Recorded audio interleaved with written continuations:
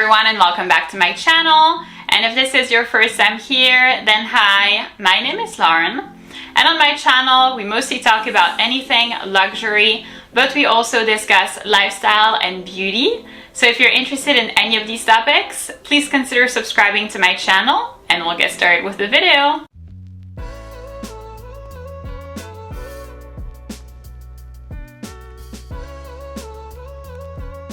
So in today's video, I'm going to be presenting you a list of the luxury items that I have decided to spend my money on in 2025.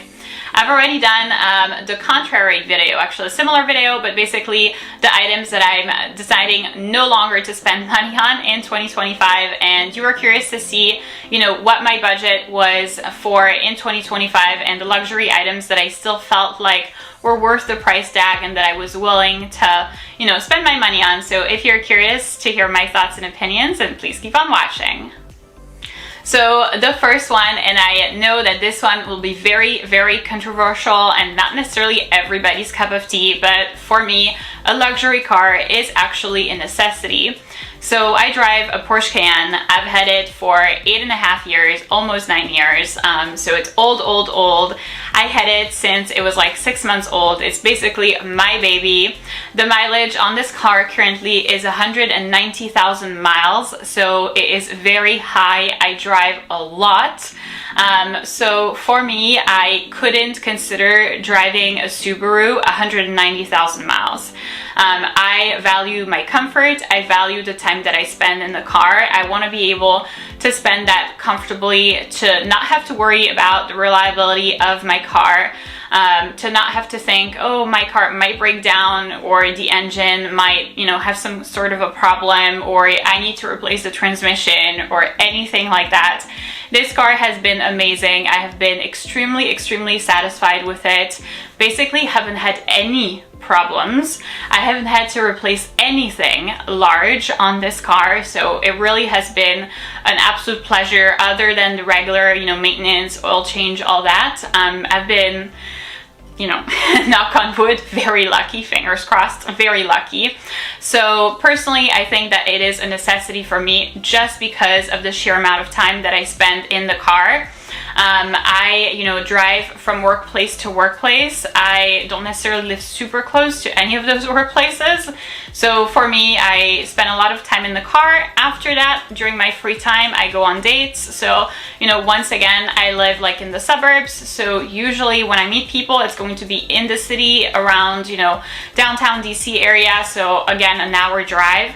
So for all these reasons, I spend so much time in the car that I really couldn't consider, driving anything less than a luxury car. So I am currently saving up for a new Porsche because, it's 9 years old. So I think at some point I will have to replace something big in the car. And because of the car's current value, in my mind, it's no longer worth it.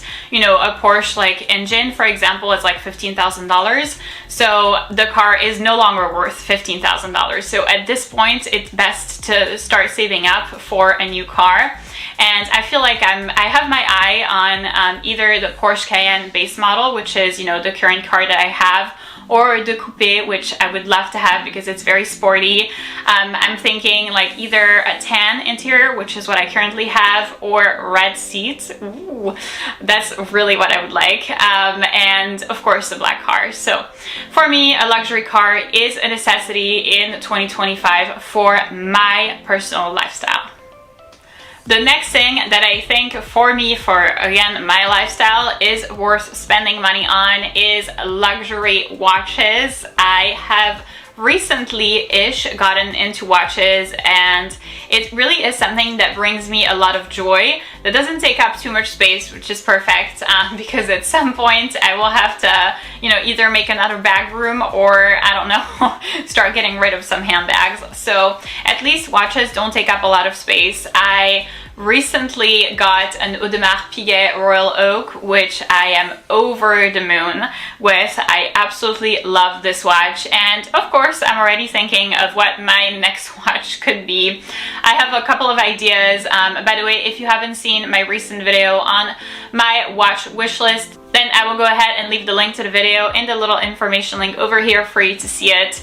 but I think it's a great investment of my money, not necessarily everybody's money, but my money, because it doesn't take up too much space. It really is something that retains a lot of its value, not necessarily all of it. As soon as you start wearing the watch, yes, it does depreciate, but it retains a lot more value than, say, I don't know, like luxury shoes, for example, or even like some handbags, according to the brands. You know, of course, if you buy a Chanel bag, it will retain its value, but if you get something like, I don't know, Yves Saint Laurent or Dior, that might not be the case as much, at least. So for me, they retain value a lot, and they really are special pieces. So yes, you can have like 19 handbags. That's, I think, however many I have in my collection right now, but you're not going to have 19 watches. So, you know, you might have like 4 or 5 or 6. Right now I have 3 of them, and so they're very special and dear to me because, you know, I remember all of the events that happened when I was wearing those watches. So, you know, I remember, for example, for my 30th birthday in New York, I got to buy my Audemars Piguet watch, and I was so happy, and this is, you know, amazing memories for me. Or I remember like, oh, we went to see this opera at the Met, and I was wearing this Rolex Datejust, and And so for me, it really is a way to kind of like associate memories with special things, special belongings. So for me, luxury watches are a great investment of money, and definitely something that I would consider spending more money on in 2025. The next thing, which I consider to be a great investment of money in 2025, is actually buying a house with a pool, which is what I've done 2 years ago, and I have been incredibly satisfied. Of course, it is more expensive than a house that doesn't have one, but I feel like I have actually saved a lot of money on vacations ever since I got this pool. So if you don't know it yet, I am a preschool teacher, so that actually means that I am lucky enough to have the summertime off. So, you know, before I would feel like I needed to go on trips very frequently, spend a lot of money on that, and, you know, in the end, I was left with nothing, because when the vacation ends after, you know, like the week or the 2 weeks, you're left with nothing. You have memories, sure, but you're left with actually nothing. You don't have a handbag, you don't have, you know, a watch or anything like that. So being at the pool in the summertime allows me not to want to go on vacation.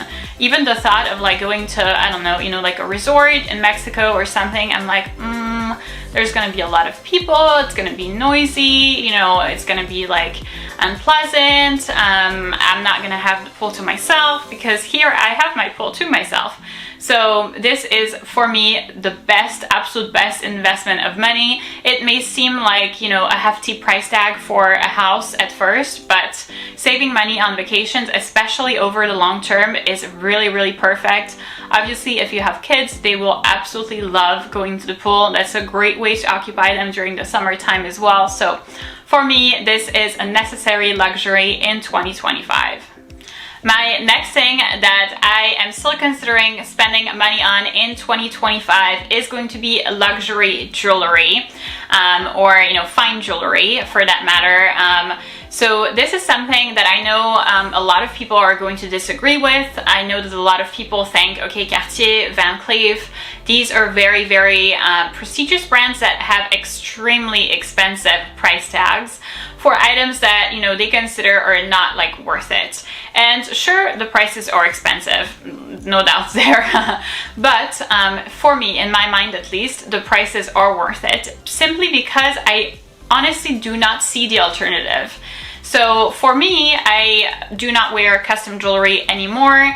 If I wear custom jewelry earrings, they hurt my ears. I'm allergic to metal, so they basically irritate the heck out of my ears. I can't wear other earrings for like a week at least after that. So no on custom jewelry. So if no on custom jewelry, then what are you, you know, left with? That's kind of my thing. Replicas, no, and here is why. Because as much as I love, you know, comparing replicas, real versus fake, all that stuff, I absolutely love that. I love, you know, seeing them, getting to play around with them, have a feel for them to determine whether or not I like an item. What's always in the back of my mind when I look at replica jewelry, regardless of how well they're made, is I know that they're not going to last, because they are not, you know, solid white gold, yellow gold, whatever. They're, you know, whatever metal it is, and they are likely going to tarnish over time.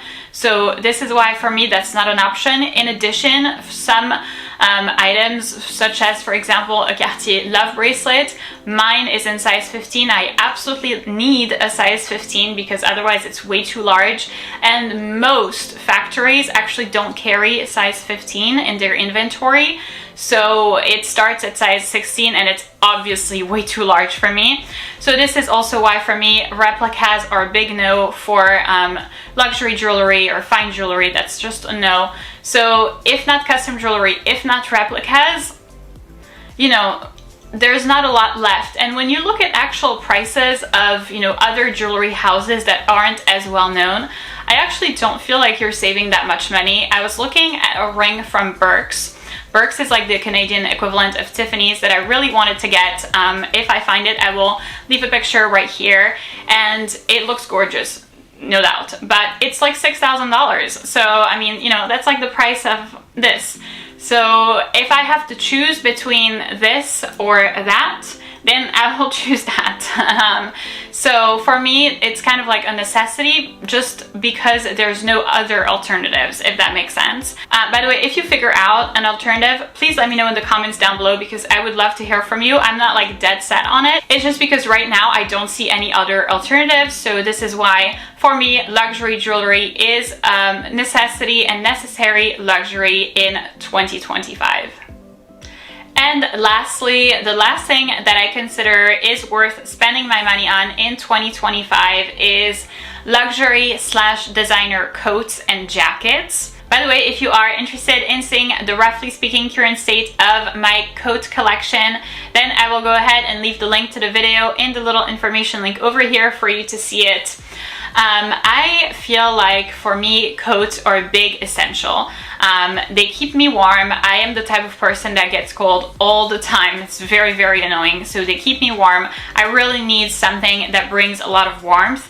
And that's something that's not easily findable in, you know, cheap-ish, like $100 coats. That's already starting to be unlikely. So for me, the warm factor is really, really important.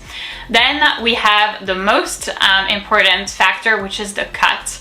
For me, the cut is really important. It pretty much determines how well put together you're going to look or how unput together you're going to look.